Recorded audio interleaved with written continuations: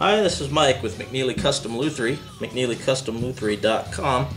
Today I want to show you some pickups and some of the components of different pickups that we do build and are currently in the process of building. What I have here is the stuff for a late 50s Stratocaster design pickup.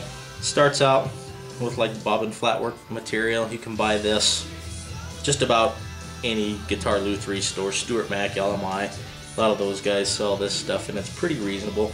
Other options that I do for some people is make this out of thin wood, just a matter of preference. What I have here are the magnets. These are Alnico 5s. These rods I ordered from an independent company, and I've already cut my bobbin flatwork material here and got it in place. The ferrules, kind of hard to see, they're very small, but we take those, drill the holes out. That's where the wire, the magnetic wire, will come in and solder out to those to the lead wire, which is going to be vintage, accurate, black and white pullback wire for the Fender Strat style pickups.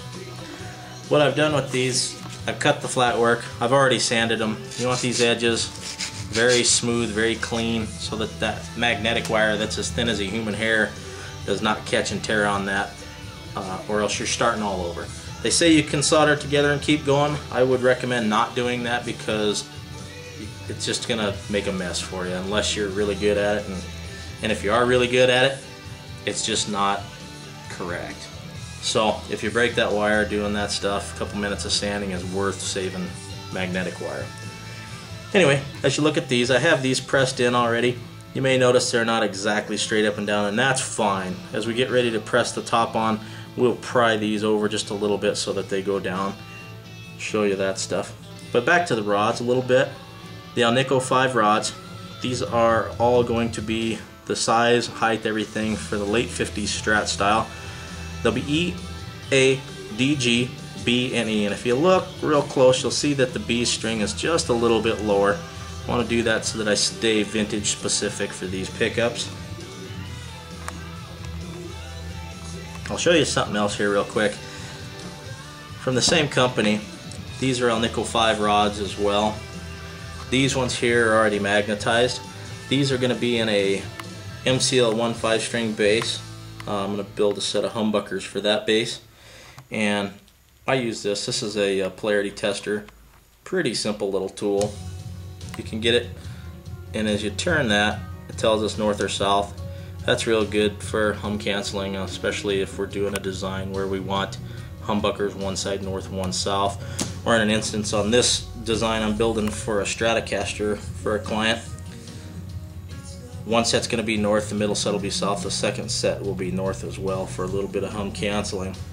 This is just a little tool I use to set these ferrules in place in there. Several ways you can mount these. My trusty little hammer I use for fretting and stuff.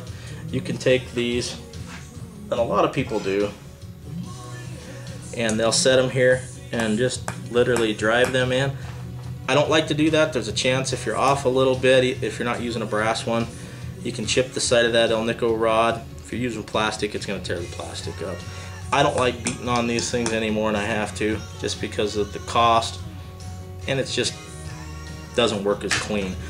The thing I like to do is, I have several drill presses. This is just a little one I use for a couple of things.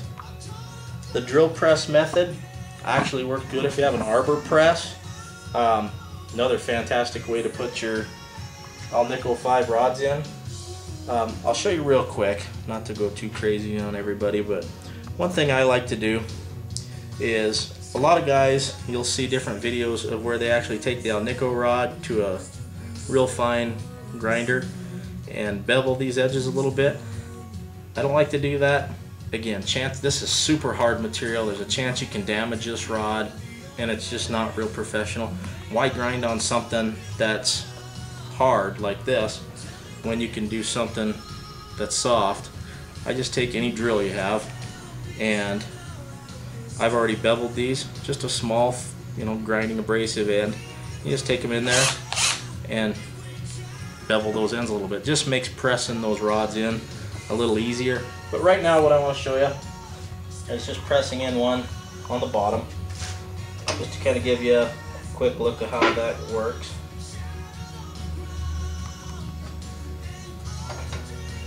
Press in, you may have a little bit there. When it comes, it'll press a little bit down. Always check that and give it just one more little press. Some people will use a little softer wood. I use a maple block, nice hardwood. And it should have that pressed in pretty good. Like I say, these are going to level out a little bit as we get going. I'll show you real quick what I do here. We'll press one more in just for measures.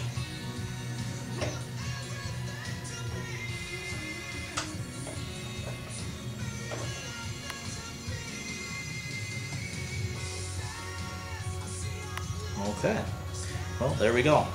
There's those 6. Another thing we'll do once we have this is put these 2 blocks. These are set for the size and depth that I want there. These will be held in place. Looks like my rubber band's stretched out a little. I'll have to replace that. And then as we get going, we will pull each of these pole pieces into place. My other jig wore out that I had a piece of wood made that is the correct size for each one of those holes that I would drive that down with, and just do that consistently as we go along. One way you can do it to get them started just depends on, you know, how your levels are. If you're comfortable, you can tap down on there with that. You can start with the back end of a wood handle, you know, to get them set in there. And then you'll continue to drive those down and everything. What I'll do first though, get this started without any shim on there, in order to get that all in there and to get each piece lined up correctly so that it goes down smooth. A little bit more work to do on there. We'll follow that up here when I get these straightened out, get a new driving shim made. I'll add it to this video, so there may be a little skip there, but that's why. So we'll do that, and we'll see you when I get that made. Thanks.